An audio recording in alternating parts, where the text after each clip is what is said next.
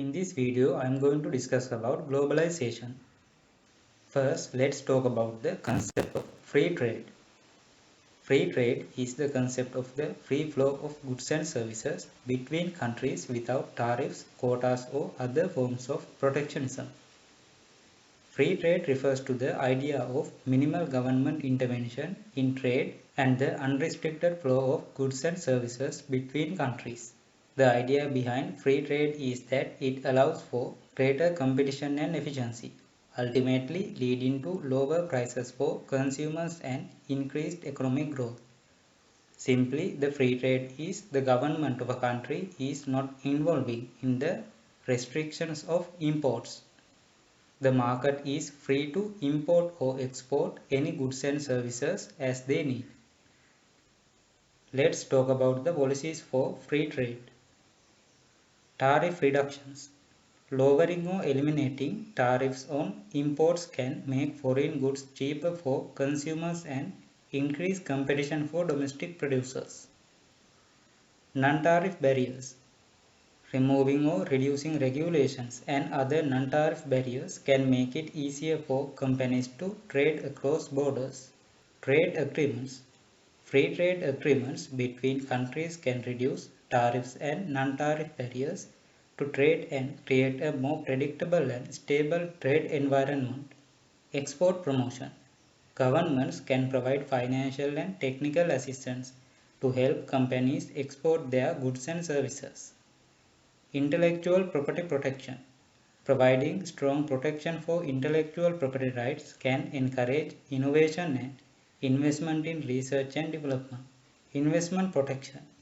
Protection for foreign investment can provide greater certainty for investors and make a country more attractive for foreign investments.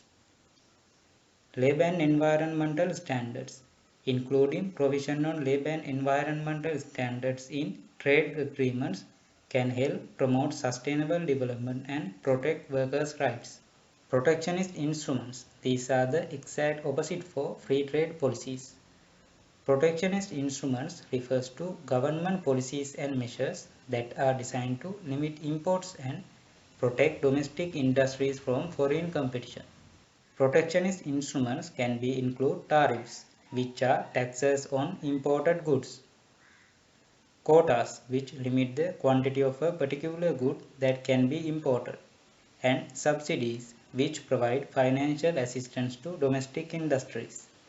These policies are often used to protect domestic industries and jobs from foreign competition and to promote the development of certain strategic industries. Simply, the protectionist instruments are the government policies and measures used to limit the imports to the domestic market so that the domestic industries will be protected. In the real world, free trade and protectionist instruments are often thought of as opposing concepts. In practice, most countries use a combination of both free trade and protectionist policies. For example, a country may have free trade agreements with certain countries while imposing tariffs on imports from others, or may provide subsidies to certain domestic industries while allowing others to compete in the global market. It is important to note that the use of protectionist instruments can have negative economic effects such as reducing efficiency and raising consumer prices. It can also lead to trade tensions and retaliation from trading partners. Therefore, it is important to have a balance between free trade and protectionism and to use protectionist instruments in a targeted and strategic way. Now let's talk about the globalization.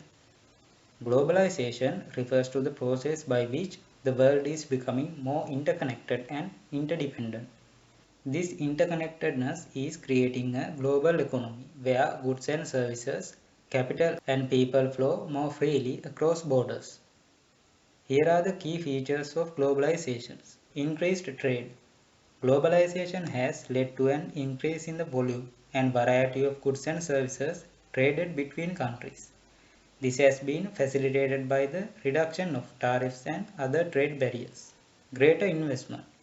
Globalization has led to an increase in the flow of foreign direct investment between countries. This has allowed companies to access new markets and resources. The movement of people. Globalization has led to increased migration as people move to new countries for work, education, or other reasons. The spread of ideas and culture. Globalization has led to an increased exchange of ideas, cultures, and information between countries. The rise of multinational corporations.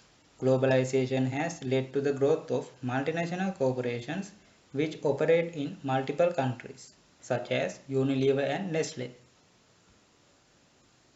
While globalization has brought many benefits, such as increased economic growth and greater access to goods and services, it has also led to some negative effects. You need to understand there are benefits as well as negative effects coming from the globalization. These can include job losses in certain industries and increased income inequality, as well as cultural homogenization, environmental degradation, and loss of traditional ways of life. Now let's talk about the trade agreements. Trade agreements are agreements between countries or group of countries that outline the terms of trade between them. These agreements can cover a wide range of topics such as tariffs, quotas and non-tariff barriers to trade, as well as intellectual property rights, labor standards and environmental regulations. These agreements can be bilateral, this means between two countries, or multilateral, this means more than two countries. Examples of trade agreements. You might have heard of these before.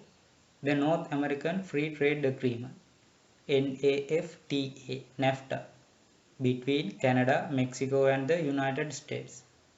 The Trans-Pacific Partnership TPP, which was a trade agreement between 12 countries in the Asia-Pacific region. The European Union, which is a single market of 27 European countries with a common trade policy. Important thing to know, European Union uses the same currency, which is the euro. The World Trade Organization WTO, which has 164 member countries and has a number of trade agreements such as General Agreement of Tariffs and Trade. The WTO replaced the GATT organization. So now the WTO acting as the GATT organization when it comes to international trade. Now let's talk about trade blocs. Trade blocs are groups of countries that have formed agreements to reduce or eliminate trade barriers among themselves while maintaining or increasing barriers to trade with non-member countries. This is very important. In a trade bloc, member countries are agreeing to reduce or eliminate trade barriers among themselves while maintaining or increasing barriers to trade with non-member countries. So only between the member countries the trade barriers will be reduced. With the non-member countries the trade barriers will be increased or at least maintained. Trade blocs can be created for various reasons such as to increase economic efficiency, to provide a more favorable trading environment for its members, or to increase political and strategic influence. Here are the examples for trade blocs. The European Union, which is a single market of 27 European countries with a common trade policy and a customs union. We talked about the NAFTA and also the TPP. Now let's talk about the WTO, which stands for World Trade Organization. The World Trade Organization is an intergovernmental organization that regulates and facilitates international trade. Its main function is to ensure that trade flows smoothly, predictably and freely as possible. The organization oversees trade agreements, provides a forum for trade negotiations and settles trade disputes. The goal of the WTO is to help producers of goods and services, exporters and importers conduct their businesses. Basically, WTO facilitating the international trade. Now let's talk about the impacts of globalization. Offshoring. Offshoring refers to the practice of moving a company's production or service operations to a foreign country.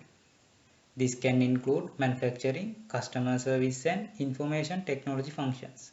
The main reasons companies offshore are to reduce labor costs, take advantage of lower taxes, access to large market, or benefit from less restrictive regulations. Offshoring is also known as outsourcing, which is a business practice where a company hires another company to perform a task or service that the company would normally perform itself. This is often done to save money or to gain access to specialized expertise that the company does not possess. India is well known for call centers for European or USA companies. Offshoring can have both positive and negative effects on an economy.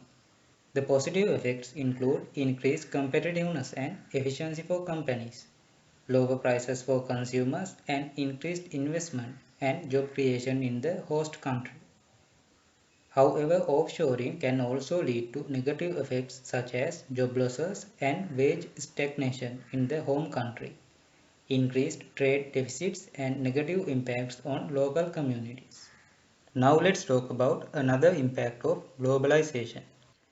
Industrial relocation refers to the process of moving a manufacturing or production facility from one location to another, typically from a developed country to a developing country. This can include moving entire factories or just certain parts of the production process. The main reasons for industrial relocation are to take advantage of lower labor costs, access to raw materials, or to benefit from less restrictive regulations. It is also important to note that industrial relocation may also have environmental and social impacts as well. For example, relocating a factory to a developing country may lead to a lack of regulations and oversight, which could result in environmental degradation or worker exploitation. Industrial relocation can have both positive and negative effects on an economy. The positive effects include increased competitiveness and efficiency for companies, lower prices for consumers, and increased investment and job creation in the host country. However, industrial relocation can also lead to negative effects such as job loss and wage stagnation in the home country, increased trade deficits, and negative impacts on local communities. Here is another impact of globalization: increased competition. Companies are encouraged to be more efficient and innovative in order to stay competitive, which can lead to increased productivity and economic growth. Customers have access to a greater variety of goods and services at lower prices. Companies are able to access new markets and customers, leading to increased sales and revenue. As well as there are benefits, there are also be negative impacts. Companies may be forced to cut costs, which can result in layoffs and wage stagnation. Small companies may struggle to compete with larger, more established companies. Companies may outsource jobs to countries with lower labor costs, leading to job loss in the home country. Now let's recap today's video. We discussed about globalization. Under globalization, we discussed about international trade, import and export of goods and services between countries. Then we discussed about free trade. This is where governments are not involving in the imports and exports. So the countries are free for international trade without limitations. Then we discussed about protectionist instruments. These are the exact opposite for free trade policies. This is where government is intervening in the international trade by making policies and taking measures to protect the domestic industries from foreign imports. Then we talked about trade agreements and trade blocs. These are the agreements between two or more countries about the international trade. The main characteristic of a trade bloc is that they are trying to reduce or eliminate the barriers to trade between members countries and to maintain and increase the barriers to trade between the non-members countries. Then we talked about the WTO, World Trade Organization. This is the organization that facilitates and regulates the international trade. Thank you for watching. See you in the next video.